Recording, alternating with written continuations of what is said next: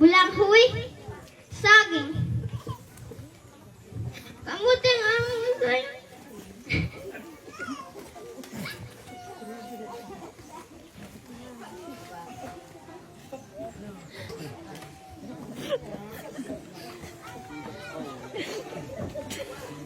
Ang among say.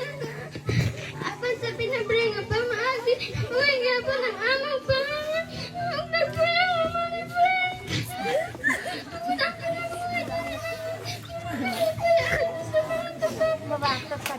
Ang kalisod na among pagpuyo. Ang pagpangita sa adlaw-adlaw nga kusumo. Ang nahimong rason kung nga na ako nagpadayon sa pagtuon.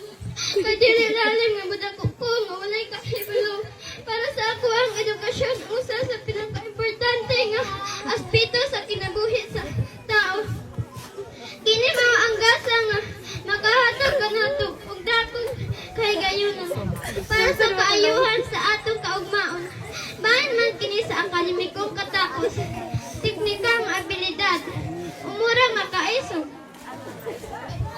Ang edukasyon sa matag higayon